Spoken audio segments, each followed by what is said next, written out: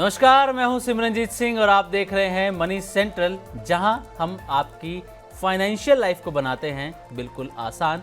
यहां हमारा मकसद सिर्फ खबर देना नहीं, बल्कि आपको समझाना है कि कौन सा फैसला आपकी जेब पर कितना और क्या असर डाल सकता है। आज भी हम कुछ ऐसी ही अहम खबरों पर बात करेंगे जिनका देश की इकोनॉमी और आपके फाइनेंशियल डिसीजंस पर महत्वपूर्ण असर हो सकता है, बड़ा असर हो सकता है। और इन मुद्दों को बेहतर तरीके से समझाने के लिए हमारे साथ हैं वरिष्ठ आर्थिक पत्रकार प्रवीण शर्मा सर। तो प्रवीण सर, आपका बहुत बहुत स्वागत है मनी सेंट्रल में। धन्यवाद सिमरनजीत। चलिए, तो मनी सेंट्रल की शुरुआत करते हैं और आज के शो की शुरुआत होगी सरकार की तरफ से इंश्योरेंस कंपनीज में 100% एफडीआई को दी गई मंजूरी से, और इसका आपके ऊपर क्या असर हो सकता है इसके बारे में भी डिटेल में बातचीत करेंगे। इसके बाद हम बात करेंगे जियो ब्लैक रॉक में आ रहे बड़े निवेश की कि कैसे ये म्यूचुअल फंड इंडस्ट्री के लिए बड़ा गेम चेंजर साबित हो सकता है। साथ ही आखिर में बात करेंगे रिलायंस रिटेल के आईपीओ की कि कैसे रिलायंस इंडस्ट्रीज 2026 मिड में जियो के आईपीओ से और फिर उसके बाद रिलायंस रिटेल के आईपीओ से बाजार को हिलाने वाली है। तो पहले बात करेंगे पहली खबर की। दरअसल केंद्र सरकार ने आज यानी कि 12 दिसंबर की दोपहर को एक बड़ा फैसला लेते हुए इंश्योरेंस कंपनीज में एफडीआई लिमिट 74% से बढ़ाकर 100% करने वाले बिल को मंजूरी दी है। इससे भारत के इंश्योरेंस सेक्टर में ज़्यादा विदेशी पैसा आएगा, कंपनियों के बीच मुकाबला बढ़ेगा, कंपटीशन बढ़ेगा और ग्राहकों को बेहतर सर्विसेज मिल पाएंगी। ये इंश्योरेंस लॉज बिल 2025 संसद के इसी विंटर सेशन में पेश किया जाना है और ये जो सेशन है वो 19 दिसंबर तक चलने वाला है। सरकार इंश्योरेंस एक्ट 1938, एलआईसी एक्ट 1956 और एडई एक्ट 1999 में बदलाव कर रही है ताकि लाइसेंसिंग आसान हो, पूंजी की कैपिटल की ज़रूरत कम हो और कंपनियां तेज़ी से बढ़ सकें। इस कदम का जो लक्ष्य है, टारगेट है, वो है इंश्योरेंस फॉर ऑल बाय 2047 यानी कि 2047 तक सभी तक इंश्योरेंस की पहुंच होना और पॉलिसी होल्डर की सुरक्षा को भी मजबूत करना इसका एक लक्ष्य है। वहीं दूसरी तरफ केंद्र सरकार ने एटॉमिक एनर्जी बिल 2025, जिसे शांति बिल भी कहा जाता है, उसे भी मंजूरी दे दी है। इस बिल का लक्ष्य भारत में 2047 तक 100 गीगावाट न्यूक्लियर पावर क्षमता हासिल करने में मदद करना है। अब तक न्यूक्लियर सेक्टर सिर्फ सरकार के नियंत्रण में था, लेकिन इस नए बिल से प्राइवेट कंपनीज को भी शामिल होने की परमिशन मिलेगी। एक और खबर यहाँ पर अहम है और वो ये कि 11 दिसंबर को पीएम मोदी और यूएस प्रेसिडेंट डोनाल्ड ट्रंप की बातचीत के बाद इंडिया यूएस ट्रेड डील की संभावनाएं बढ़ गई हैं, लेकिन दूसरी तरफ मेक्सिको ने भारत पर 50% का टैरिफ भी लगा दिया है। तो इस पर डिटेल में बातचीत करेंगे प्रवीण सर से। प्रवीण सर, सबसे पहला सवाल मेरा आपसे यही रहेगा कि सरकार ने जो इंश्योरेंस सेक्टर में एफडीआई लिमिट बढ़ाकर 100% कर दी है, पहले तो इसका क्या मतलब है? दूसरा, अगर एक आम ग्राहक के नज़रिए से मैं देखूं, मैं आम ग्राहक हूं, तो मुझे इसका क्या फ़ायदा होगा जो एफडीआई लिमिट बढ़ाई गई है? देखिए, पहली चीज़ ये समझिए कि भारत में इंश्योरेंस के मामले में भारत अभी भी अंडर पेनिट्रेटेड कैटेगरी में आता है, जहाँ पे कि ज़्यादातर लोगों के पास बीमा नहीं है। और यहाँ से उस बात की रिक्वायरमेंट शुरू होती थी कि क्या देश में बीमा सेक्टर में एफडीआई बढ़ाना चाहिए, फॉरेन डायरेक्ट इन्वेस्टमेंट को बढ़ाया जाना चाहिए, लाया जाना चाहिए। अब सरकार ने एक ऐतिहासिक कदम उठाया जहाँ पे कि इसको 100% एफडीआई कर दिया है।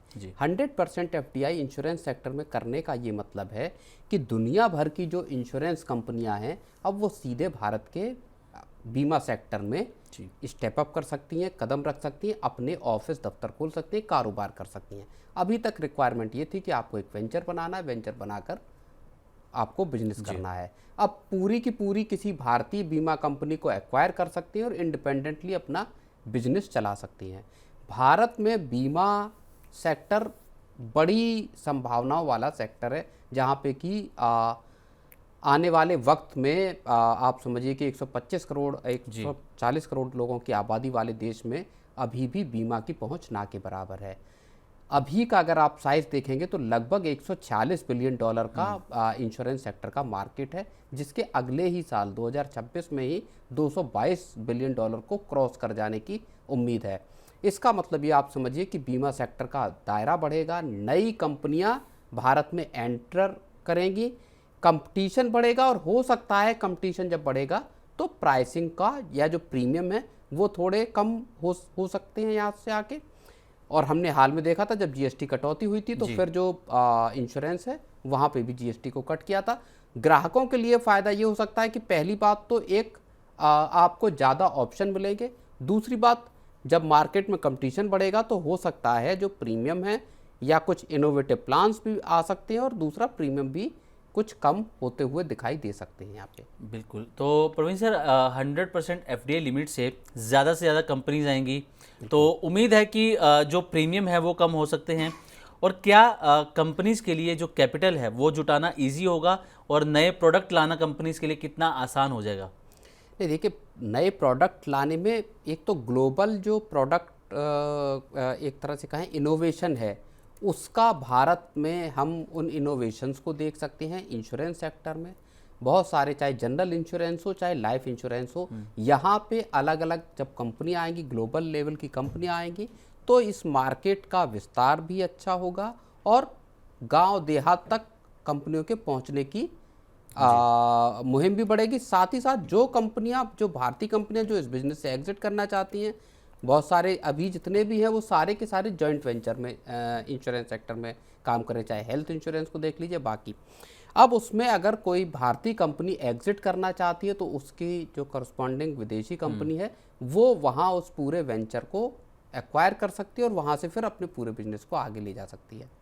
प्रवीण सर, अगर इंडिया में इंश्योरेंस पेनिट्रेशन की बात करें तो एक जो डेटा है FY24 के हिसाब से अगर हम देखें तो ओवरऑल जो इंश्योरेंस पेनिट्रेशन है वो 3.7 से 4.2% के अराउंड इंडिया में बैठता है, जो कि बहुत कम है। तो किस तरीके से ये जो सरकार का कदम है वो भारत में इंश्योरेंस पेनिट्रेशन को बढ़ाएगा, और जो सरकार का टारगेट रखा गया है 2047 का इंश्योरेंस फॉर ऑल का, क्या आपको लगता है कि इस तरीके के कदम से वो टारगेट अचीव करना इजी हो जाएगा? टारगेट अचीव करना इजी हो जाएगा। और एक और बड़ी बात है, जो अभी इंश्योरेंस प्रोवाइड कराने का जो सरकार पे जो बर्डन आता है सरकार के खजाने पर, वो सरकार के खजाने का बर्डन भी ईज आउट होगा। एक जो सोशल सिक्योरिटी नेट बढ़ाने की बात है कि साहब सबके पास एक इंश्योरेंस होना चाहिए ताकि किसी इमरजेंसी सिचुएशन में परिवार के पास पैसा हो, उनके पास एक बैकअप रहे। इस सब के लिए ज़रूरी है कि लोगों के पास एक इंश्योरेंस प्लान ज़रूर हो। और जब विदेशी कंपनियां आएंगी, जब इस सेक्टर का विस्तार होगा, जब पेनिट्रेशन का लेवल बढ़ेगा तो वहाँ पे सरकार का बर्डन उसी अनुपात में कम होता हुआ दिखाई दे सकता है। तो इससे सर जो विदेशी कंपनी है वो भारत में आएंगी, तो जो भारतीय कंपनियां हैं, जैसे हम LIC का अगर एक एग्जांपल ले लें, तो क्या उसके लिए कोई खतरा हो सकता है? नहीं देखिए, LIC के लिए खतरे की बात कंपटीशन के तौर पे है। कंपटीशन इस सेक्टर में बढ़ेगा, लेकिन चूंकि IRDAI जैसा रेगुलेटर, सख्त रेगुलेटर मौजूद है जी, तो सारी किसी भी कंपनी को लाइसेंस मिलना हो या उनकी कैपिटल एडिक्वेसी हो या बाकी चीज़ें हो, वो सारी की सारी उन नियमों के अधीन ही होंगी। तो इसलिए कोई ज़्यादा उसमें LIC जैसी किसी कंपनी के लिए खतरे जैसी कोई बात मुझे दिखाई नहीं देती। लेकिन कंपटीशन बढ़ेगा तो प्राइसिंग, इनोवेशन, इन तमाम चीज़ों और उसके साथ ही साथ रोजगार के भी मौके बढ़ते हुए दिखाई देंगे। बिल्कुल। मतलब मेनली देखा जाए सरकार का मकसद है कि ज़्यादा कंपनी आएंगी, कंपटीशन ज़्यादा होगा, प्रीमियम कम हो सकते हैं बिल्कुल। और नए प्रोडक्ट्स आएंगे तो उससे जो हर एक नागरिक है उस तक इंश्योरेंस पहुंचाना आसान हो जाएगा, जो सरकार का टारगेट लेकर चल रही है।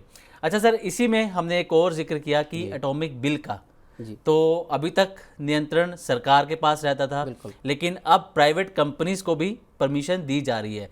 तो सरकार के इस कदम को आप किस तरीके से देखते हैं सर? नहीं बिल्कुल, ये जो दोनों कदम आज जो कैबिनेट में उठाए गए हैं, चाहे जो न्यूक्लियर एनर्जी के सेक्टर को प्राइवेट सेक्टर के लिए खोलना हो, निजी कंपनियों को खोलना हो, या 100% FDI को परमिशन देना हो इंश्योरेंस सेक्टर में, दरअसल ओवरऑल अगर आप देखेंगे तो ये रिफॉर्म का जो सरकार का पुश या पहिया जो शुरू हुआ पिछले इस साल की शुरुआत से, उसमें एक और स्टेप दिखाई देता है, जहां सरकार और ख़ासतौर पे अभी मोदी जी ने, प्रधानमंत्री मोदी ने NDA सांसदों के साथ एक बातचीत की थी। उसमें उन्होंने कहा था कि सरकार अपने रिफॉर्म के जो पहिया है, जो चक्का है, उसको रोकने वाली नहीं है।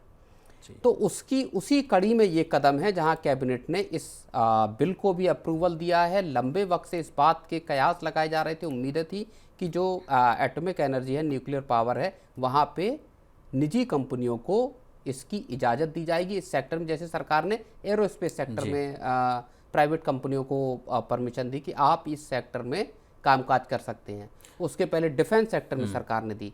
ये एक नया फील्ड है जहाँ पे कि आप कोई परमाणु ऊर्जा के क्षेत्र में आप प्राइवेट कंपनियां R&D कर सकती हैं, रिसर्च कर सकती हैं और इस बिजनेस में एंटर कर सकती हैं। तो सर, इसके पीछे सबसे बड़ा रीज़न आप क्या देखते हैं? जो सरकार ने प्राइवेट कंपनीज को भी परमिशन दी, क्या रीज़न सबसे बड़ा आपको यहाँ पर लगता है? नहीं, देखिए, भारी भरकम एक तो इन्वेस्टमेंट होता है सरकार का, दूसरा सरकार का रेगुलेशन या जो रेगुलेटेड इस सेक्टर को करने के पीछे मकसद था, चाहे एरोस्पेस हो चाहे डिफेंस हो, वो ये था कि नेशनल सिक्योरिटी से जुड़ी चीज़ें हैं जहाँ पे कि सरकार की मोनोपोली रहनी चाहिए।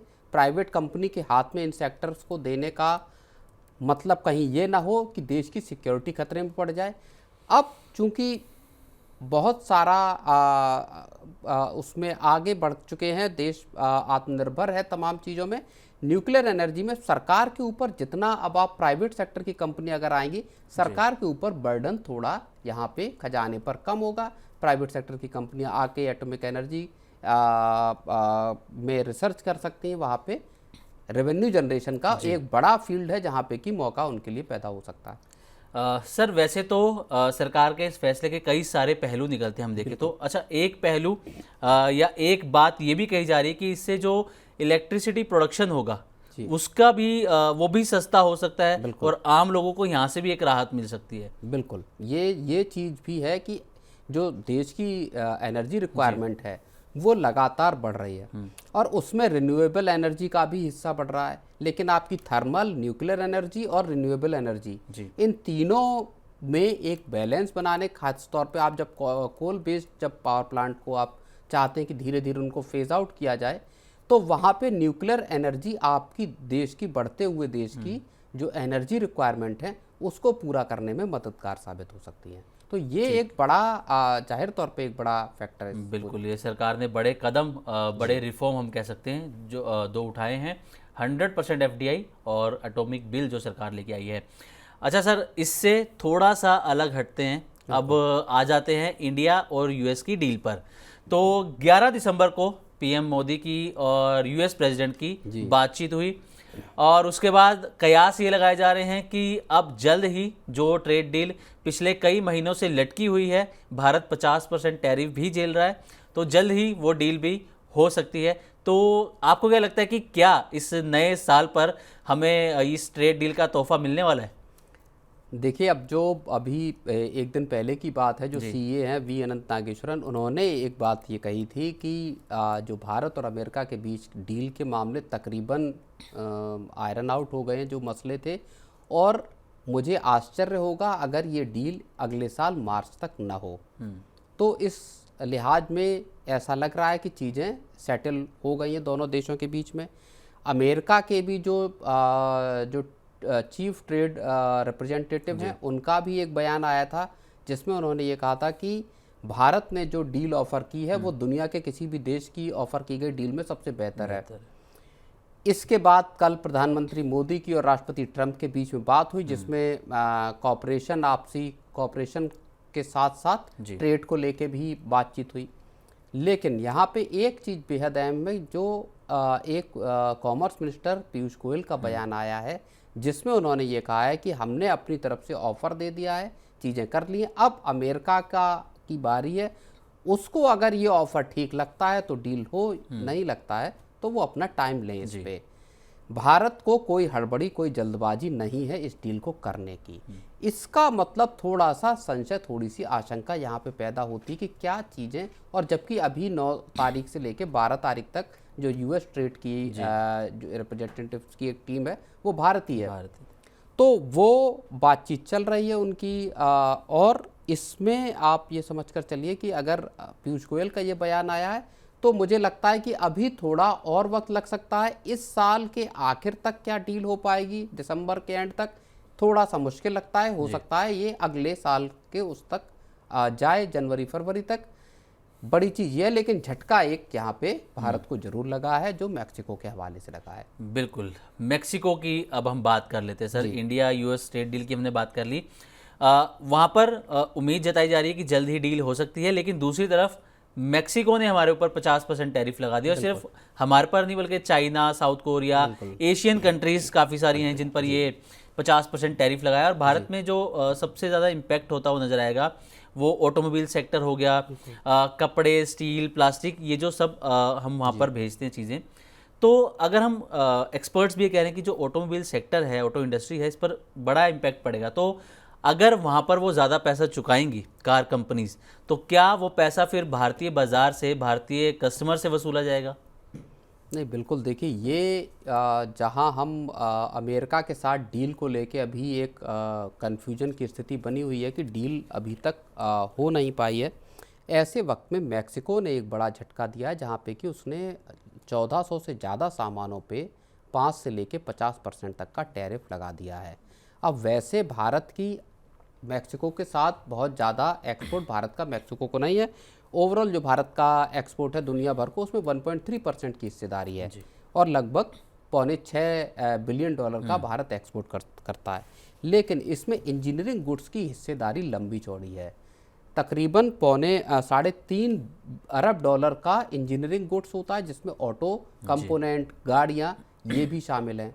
कारों पे 50% का टैरिफ लगा दिया है। तो यहाँ से जो कारें एक्सपोर्ट करते हैं या ऑटो सेक्टर के जो ऑटो कंपोनेंट एक्सपोर्ट करते हैं, उनके लिए तगड़ा झटका है। आप ये मानकर चलिए कि ऑटो सेक्टर को तकरीबन $1 अरब का झटका यहाँ से लगने वाला है। तो अभी जब पूरा देश अमेरिका के लगाए गए टैरिफ से जूझ रहा था, उससे निकलने की कोशिश कर रहे थे, मैक्सिको का झटका एक ये बड़ा झटका है, खास तौर पे ऑटो सेक्टर के लिए। और ऑटो सेक्टर के लिए इसलिए भी क्योंकि बड़ी मुश्किल से अभी जीएसटी के स्लैब कम हुए थे और भारत में ऑटो सेक्टर एक पटरी पे आता हुआ दिखाई दे रहा था। बिल्कुल। चलिए सर, तो अब नज़र फिलहाल जो है वो है इस वक्त इंडिया और यूएस की डील पर। कब तक ये डील होती है ये देखने वाली बात होगी। बढ़ते हैं अपने अगली खबर की तरफ। तो अगली खबर दरअसल जियो फाइनेंशियल सर्विसेज और ब्लैकरॉक ने जियो ब्लैकरॉक एएमसी में 229 करोड़ रुपए ईच, यानी कि दोनों कंपनियां मिलकर कुल 458 करोड़ रुपए का फंड इन्वेस्ट करने वाली हैं। जियो ब्लैकरॉक एएमसी दोनों का 50-50 जेवी है। कंपनी के मुताबिक इस फंड का जो इस्तेमाल है वो म्यूचुअल फंड कारोबार को तेजी से बढ़ाने में किया जाएगा। अब जियो के पास भारत में एक बड़ा डिजिटल और कंज्यूमर नेटवर्क है। दूसरी तरफ जो ब्लैकरॉक है वो दुनिया की सबसे बड़ी एसेट मैनेजमेंट कंपनी है और निवेश संभालने का उसके पास अच्छा खासा और बड़ा अनुभव रखती है कंपनी। दोनों मिलकर भारत में सस्ते, आसान और पूरी तरह से डिजिटल म्यूचुअल फंड लाने की तैयारी कर रहे हैं। कंपनी ये जो नया फंड जुटा रही है, नया फंड जो इन्वेस्ट कर रही है, वो अपने ऑनलाइन प्लेटफॉर्म, टेक्नोलॉजी, नए फंड लॉन्च करने और ज़्यादा ग्राहकों तक अपनी पहुंच बढ़ाने, अपनी रीच बढ़ाने पर करने वाली है। तो प्रवीण सर, सबसे पहला सवाल मेरा आपसे यही रहेगा कि जियो ब्लैकरॉक जो ये 458 करोड़ रुपए का निवेश करने जा रही है जियो ब्लैकरॉक के अंदर, कितना बड़ा कंपटीशन ये म्यूचुअल फंड इंडस्ट्री में आप खड़ा होता हुआ देख रहे हैं सर? नहीं, देखिए, इसका बैकग्राउंड अगर हम समझेंगे तो ये पूरी कहानी समझ में आ जाएगी। और सिर्फ जो नवंबर के आंकड़े हैं, जो एमफी के कल डेटा आए थे, उसको समझने की ज़रूरत है। आपको पूरी की पूरी पिक्चर समझ में आ जाएगी कि आखिर क्यों जियो ब्लैकरॉक इतना हैवी इन्वेस्टमेंट कर रहे हैं और साथ ही पूरे म्यूचुअल फंड जो इंडस्ट्री है उस पर इतना लंबा चौड़ा दांव मुकेश अंबानी लगा रहे हैं। आप ये समझिए कि नवंबर में जो आपका पूरे के पूरे भारत के म्यूचुअल फंड इंडस्ट्री है, इसका जो असेट अंडर मैनेजमेंट है ये 80.8 लाख करोड़ रुपए पर पहुंच गया। रिकॉर्ड लेवल है, अब तक इतना लेवल कभी नहीं हुआ। इक्विटी इनफ्लो नवंबर की अगर हम बात करें तो 21% बढ़कर 29,911 करोड़ रुपए पे पहुंचा, जबकि एसआईपी इनफ्लो भी 29,445 करोड़ रुपए पर पहुंच गया। यहाँ से पता चलता है आपका कि इस देश में, और हर महीने के अगर आप आंकड़े देखेंगे, 28,000 करोड़ 29,000 करोड़ की हर महीने एसआईपी हो रही हैं जी। अभी तक अगर आप पिछले महीने की बात करेंगे अक्टूबर का, तो लगभग 1,60,000 करोड़ रुपए का इनफ्लो आया था सिर्फ और सिर्फ डेट फंड में जी। तो भारत का म्यूचुअल फंड या भारत का जो पूरा का पूरा म्यूचुअल फंड इंडस्ट्री है वो अब तेजी से पैर पसार रही है और गांव देहात तक पहुंचने के लिए वहां पे चीज़ें हैं सारी। न्यूवामा की एक रिपोर्ट आई है कल के जब जो एमफी के डेटा आए उसके बाद, जिसमें उन्होंने म्यूचुअल फंड इंडस्ट्री के आउटलुक को पॉजिटिव और बेहतर बताया है और इस सेक्टर में जो काम कर रही कंपनियां उनके शेयरों के लिए भी इसको अच्छा बताया है जी। तो ये पूरा वो बैकड्रॉप है जिसके उसमें देखते हुए हम ये समझने की कोशिश करते हैं कि जियो ब्लैक रॉक इस सेक्टर पर इतना बुलिश क्यों है। डायरेक्ट टू कस्टमर एक अप्रोच है जियो ब्लैक रॉक के जो फंड्स हैं उसकी पूरी अप्रोच है। डिजिटल फर्स्ट है, डिजिटली सीधे सीधे कंज्यूमर को हासिल करने की कोशिश है। डिस्ट्रीब्यूटर्स या मिडलमैन की कोई आवश्यकता नहीं है। लंबा चौड़ा नेटवर्क है जियो का भारत में पूरे में, रिटेल आउटलेट्स के जरिए अपना, चाहे जियो के हों या बाकी हो, और कॉम्पिटिटिव प्राइसिंग को लेकर चले हैं। ब्लैक रॉक का जो अलादीन प्लेटफॉर्म है वो दुनिया का सबसे टेस्टेड ट्राइड प्लेटफॉर्म माना जाता है रिस्क असेसमेंट और बाकी आपके चीज़ों के लिए।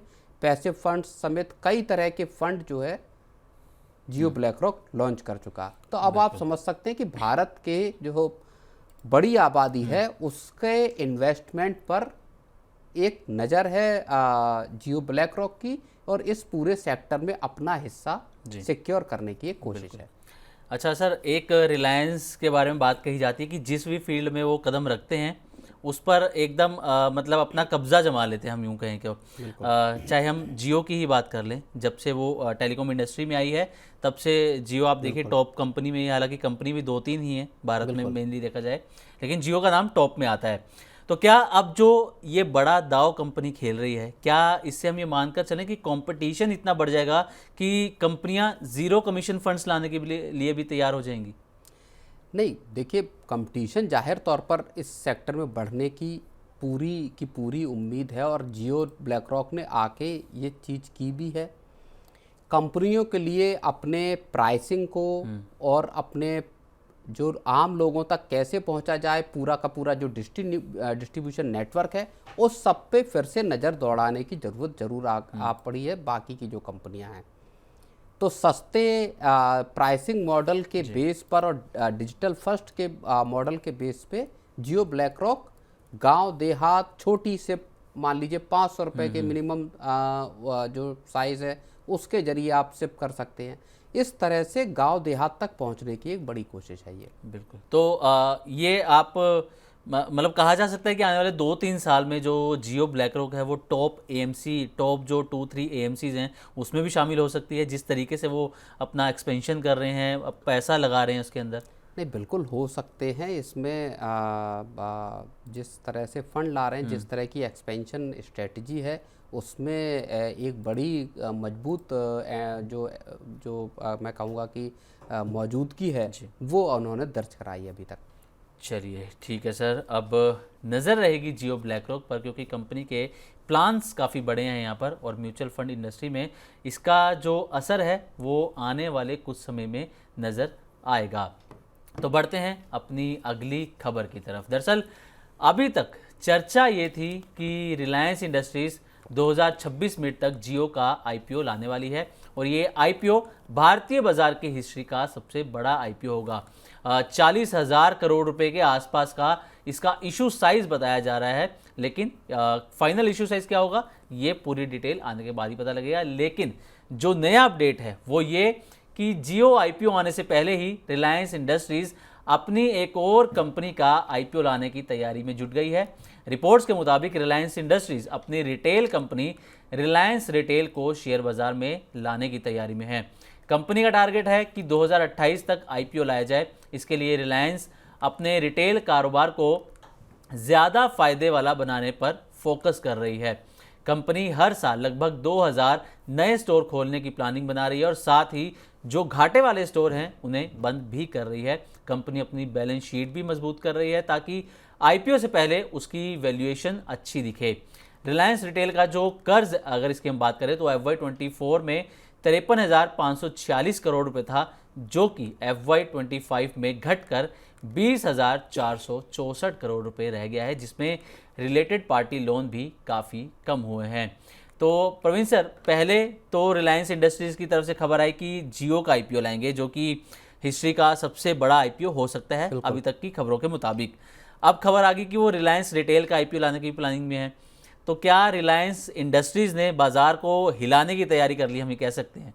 नहीं, बिल्कुल। जियो प्लेटफॉर्म के बाद अब रिलायंस रिटेल का आईपीओ आ सकता है, ऐसी खबरें आ रही हैं। माना ये जा रहा है कि अगले 3 साल में यानी 2028 तक रिलायंस रिटेल का आईपीओ आ सकता है। देश की सबसे बड़ी रिटेल कंपनी है रिलायंस रिटेल।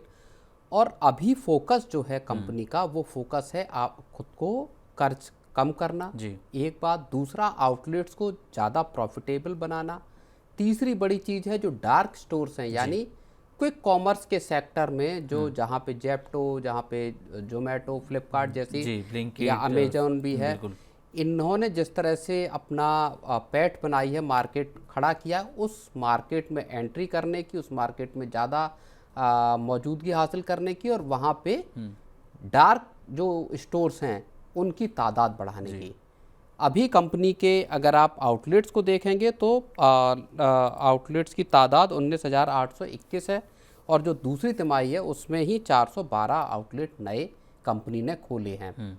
तो कंपनी हर साल 2000, जैसा आपने बताया, 2000 नए आउटलेट खोलने की तैयारी में है और खुद को कर्ज से कम करके लेकर आने की कोशिश कर रही है। और इसके जरिए फिर जो इन्वेस्टर हैं, अब इन्वेस्टर्स को रिलायंस की 2 कंपनियों में, एक आईपीओ जियो का इसी साल आएगा, अगले साल 2026 में, और उसके बाद 2028 में, 2 साल बाद ही फिर रिलायंस रिटेल का भी आईपीओ आ सकता है। बिल्कुल।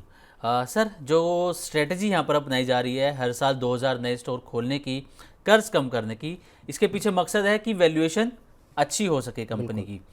वैल्यूएशन को लेकर कई बार आईपीओ आते हैं तो सवाल भी उठते रहते हैं कि नई नई कंपनियां हैं लेकिन वैल्यूएशंस बहुत हाई लेकर आ रहे हैं। लेंसकार्ट का भी अगर एक एग्जांपल हम लेकर चलें तो जो कंपनी अपनी वैल्यूएशन, आपको क्या लगता है कि कैसी वैल्यूएशन इसकी हो सकती है? क्योंकि रिलायंस इंडस्ट्रीज से जुड़ा हुआ है, तो वैल्यूएशन पर आपका एक व्यू जानना चाहेंगे सर। नहीं, देखिए, रिलायंस की रिटेल को किस तरह की वैल्यूएशन पे लेके आएगी कंपनी, ये मुझे नहीं लगता कि बहुत हाइप उसके साथ इसको लेकर आने की कोशिश होगी। रियलिस्टिक अप्रोच हो सकती है, लेकिन उसके पहले इसके कारोबार को रीऑर्गेनाइज, रीस्ट्रक्चर करने की कोशिश ज़रूर है। जो एरियाज़ मिसिंग हैं, जैसे कि आपका 10 मिनट वाली डिलीवरी, जहां बाकी कंपनियां तेज़ी से जिन्होंने पैर पसारे हैं, वहां पे अपना जो कारोबार का विस्तार करना हो, या कर्ज को घटाना हो, या जो एग्जिस्टिंग आउटलेट्स हैं उनकी दरअसल प्रॉफिटेबिलिटी बढ़ाना हो। और अगर आप जो दूसरी तिमाही के अगर आप आंकड़ों को देखेंगे, तो जो Q2 में रेवेन्यू रहा है कंपनी का, वो 18% बढ़ के साल दर साल आधार पे 90,000 करोड़ रुपए के आसपास पहुंच गया। और इसी के साथ प्रॉफिट 17% बढ़ के 3400 करोड़ के पार चला गया। तो कंपनी की कोशिश, रिलायंस रिटेल की, ये है कि देश की जब सबसे बड़ी रिटेल कंपनी है, तो वो उन तमाम सेक्टर्स में एंटर करके, और बहुत सारे पिछले अगर आप 1-2 साल को देखेंगे, कैंपा सहित ऐसे तमाम सारे एक्विजिशन भी किए गए हैं जी। तो अब वैल्यूएशन कितनी होती है, ये तो आगे आने वाले 3 साल का भी वक्त भी है। कितना वैल्यूएशन डिमांड करते हैं, ये एक ज़रूर देखने वाली बात होगी। लेकिन इन्वेस्टर्स के लिए आईपीओ मार्केट, जो कि इस साल भी अगर आप देखें काफ़ी गुलजार रहा है, तो वहाँ पे एक बड़ा मौका मुकेश अंबानी की तरफ से। और इस बात की चर्चाएं बहुत पहले से थी कि रिलायंस रिटेल का भी आईपीओ कंपनी लेकर आएगी। बिल्कुल सर, इस साल के आईपीओस की आपने बात करी, रिकॉर्ड तोड़ आईपीओस रहे हैं, फंड भी रिकॉर्ड तोड़ ही उससे जुटाया गया। इसके बारे में आपसे मैं एक सवाल लूँगा, लेकिन उससे पहले जानना चाहेंगे कि जैसा कि डार्क स्टोर मॉडल ये अपनाया जा रहा है कंपनी की तरफ से, क्या ये क्विक कॉमर्स के ट्रेंड की वजह से लिया जा रहा है कि इतनी तेज़ी से क्विक कॉमर्स बढ़ रहा है? और क्विक कॉमर्स का जो 90% ऑर्डर हैं वो 30 मिनट से भी कम समय में यहाँ पर डिलीवर करने का वादा किया जा रहा है कंपनी की तरफ से। तो क्या ये जो चीज़ें हैं ये कंपनी के मार्जिन्स पर भी कहीं ना कहीं दबाव डालती हैं? नहीं, देखिए, मार्जिन पे प्रेशर पड़ सकता है, क्योंकि जितने अभी जो क्विक कॉमर्स का पूरा बिजनेस है, उसमें कंपनियां कैश बर्निंग के सहारे खड़ी हुई हैं। बिल्कुल। लेकिन आप इसका ट्रेंड को इस तरह से समझिए कि अभी सिर्फ और सिर्फ मेट्रो 5-10 शहरों को आप मान लीजिए जहाँ पे कि इस वक्त क्विक कॉमर्स की सर्विसेज अलग अलग जो प्लेटफॉर्म है वो दे रहे हैं, लेकिन इसका दायरा बहुत बढ़ने वाला है। पूरे देश में आप समझिए कि जो हेडक्वार्टर्स हैं कम से कम जिलों के, वहाँ आपको ये सर्विसेज अगले 2-4 साल में आती हुई दिखाई देंगी। अब लोग जो भी ज़रूरत का सामान है वो कोशिश करते हैं, कम से कम मेट्रोस की अगर हम बात करें, कि फटाक से आपको 5-7 मिनट में जो भी ज़रूरी चीज़ है, घर पे किसी चीज़ की कमी है, ग्रोसरी आइटम्स की, आपने फटाक से उसको ऑर्डर किया और वो घर पे आ गया। तो बाज़ार, और इसके साथ आप देखिए कि देश में जो खपत का ट्रेंड है, लोगों की कमाई का ट्रेंड है, उसको अगर आप कंज्यूमरिज्म को अगर बढ़ते हुए देख रहे हैं, तो उसकी जो एक एंड रिज़ल्ट है वो ये है कि आपको फिर यहाँ पे जो क्विक कॉमर्स है, इस तरह के बिजनेसेस भी बढ़ते हुए दिखाई देंगे। रिलायंस रिटेल इसमें अपने आप को, आप ये कहें कि आप रिटेल की सबसे बड़ी कंपनी है और क्विक कॉमर्स में आपकी मौजूदगी नहीं है, तो वो फिर फिट नहीं बैठती है चीज़। बिल्कुल सर।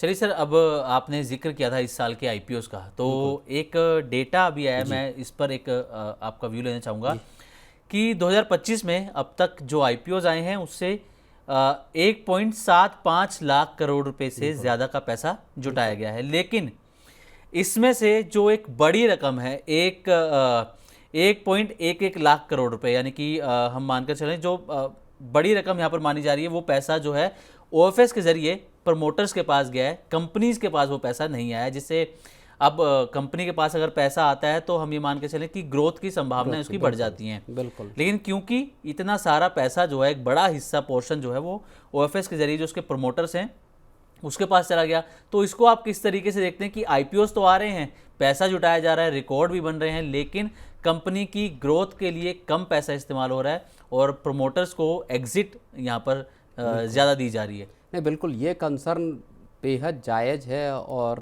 बार बार ये हाल के वक्त में निकल कर सामने आया है। चाहे 2.25 लाख करोड़ रुपए जुटाए गए हों इस साल आईपीओ से, मेन फ्रेम, और अगर आप एसएमईज़ के आईपीओ को देख लें तो मेन बोर्ड और एसएमईज़ के आईपीओ को अगर आप देख लें, लेकिन ये कंसर्न बहुत वाजिब है कि क्या जो पैसा जुटाया जा रहा है आईपीओ के जरिए वो एक कैपेक्स के तौर पर लगेगा, जिसके जरिए कंपनी की कैपेसिटी बिल्डिंग क्रिएट की जाएगी और उसके साथ साथ नौकरियां पैदा करने पे जोर होगा। इसका दरअसल उलट रहा है। जो नंबर आपने बताया कि एक बड़ा अमाउंट ऐसा रहा जहां पे कि प्रमोटर्स ने या शुरुआती इन्वेस्टर्स ने उसको ओएफएस के जरिए बेचा और वहां से पैसा लेके एग्जिट किया। ये एक कंसर्न ऐसा है जहां पे कि कंपनियों को लग रहा है कि आईपीओ का मार्केट, देखिए वैसे मार्केट के हम हालात देखें तो बहुत हल्के रहे हैं पूरे पिछले साल से अगर हम देखें, और ऐसे में इन्वेस्टर्स की ये कोशिश रही कि हम किसी तरह से आईपीओ हासिल हो वहाँ पे इन्वेस्ट करें और चाहे लिस्टिंग गेन लें या उसके बाद उनको लॉन्ग टर्म के लिए होल्ड करें। वहाँ पे इन्वेस्टर्स के लिए थोड़ी इस तरह की ये बात जाननी जरूरी है कि जो आप कंपनी जिसमें पैसा लगा रहे हैं वो उसका दरअसल पर्पस क्या है। बिल्कुल। क्या बड़ा पैसा जो आप जुटा रही है कंपनी जिसमें आप भी पैसा लगा रही है, वो क्या प्रमोटर अपने घर ले जाने वाले हैं या कंपनी की को और बड़ा करने में वो पैसा खर्च होने वाला। तो ये कंसर्न एक जायज़ कंसर्न है। बिल्कुल। तो प्रवीण सर, आज हमने डिटेल में काफ़ी सारे मुद्दों पे यहाँ पर बातचीत भी कर ली है। सरकार की तरफ से जो बड़े आज फैसले लिए गए, रिफॉर्म्स किए गए, उस पर भी हमने आज डिटेल में बातचीत करी। तो आपका बहुत बहुत शुक्रिया प्रवीण सर, अपना कीमती समय निकालकर तमाम मुद्दों पर विस्तार से चर्चा करने के लिए। तो आज के मनी सेंटर में बस इतना ही। देश, दुनिया और बिजनेस जगत से जुड़ी ताज़ा तरीन खबरों को देखने के लिए बने रहें मनी9 के साथ और सब्सक्राइब करें हमारा यूट्यूब चैनल।